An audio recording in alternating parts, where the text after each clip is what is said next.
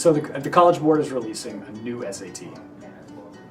For those of us that are in the industry, generally we are very underwhelmed by announcements of new tests. So the SAT, for example, is almost 100 years old and has reinvented itself maybe 20 times.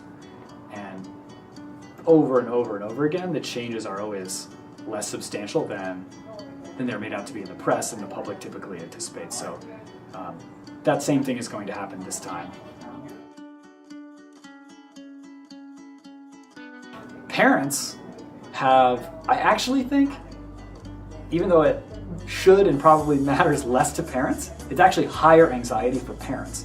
And the reason why it's higher anxiety for parents is because even though it's the student's life, the parents have no ability to control anything. So they have to just watch this thing happen. They have no levers to pull to make any difference. So it's really difficult to go through that. Prep is an example of a lever that you can pull, which does have a really large impact on chances of admission success. So that's one of the things that we try to do at Testive is not only help students improve, but give feedback and tools and understanding back to parents so that they feel calm and in control and that they're very informed so they know what's happening. So even though in reality you can't guarantee a success or guarantee an outcome, you know what's going on and you have control.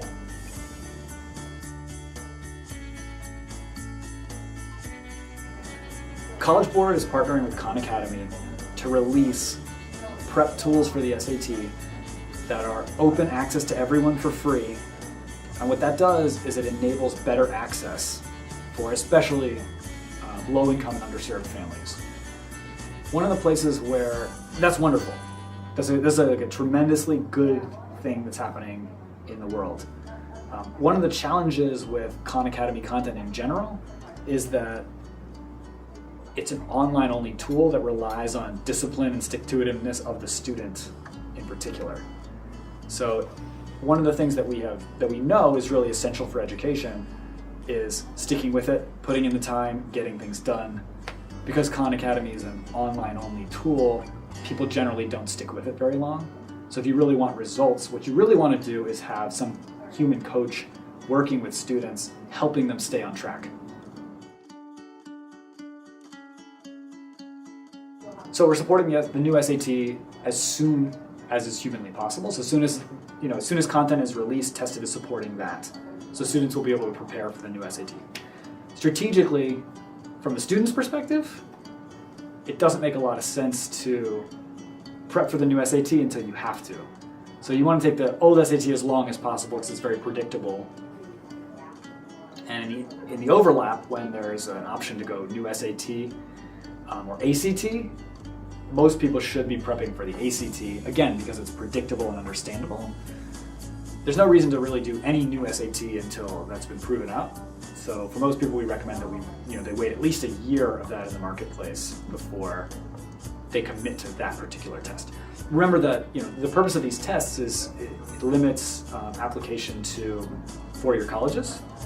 And those colleges are all accepting SAT or ACT, and there's no benefit to one or the other. So mainly what you want to do is you want to take the one that you feel like you can control the best as a person. And something like ACT, which is really predictable and controllable, is a really great place for you to invest time. New SAT, because it's an unknown thing, there's no information known about how that's going to affect you. So that's a really risky thing to do. Everybody's up in arms about the new SAT, but it's just not a huge deal. The test has changed itself a whole bunch of times. This is not a landslide change. The test is basically exactly the same with a couple of minor tweaks. Like, the calculator moves from this section to that section, the essay goes from mandatory to optional, the scoring goes from 2400 to 1600. None of this stuff matters really at all from the student's perspective. It's the same basic content, slightly different layout.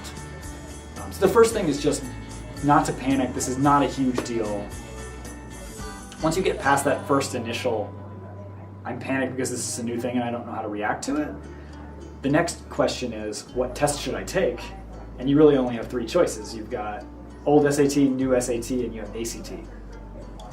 And what you should do is to basically, in this order, you should do old SAT, then ACT, and then new SAT as your last resort.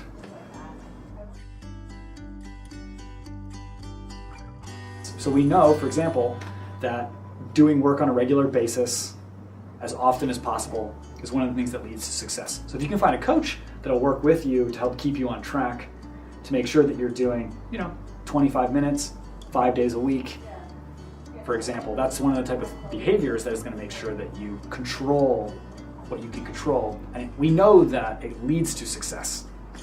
So spend your time worrying on stuff that you can control and trust that that's going to lead to good outcomes.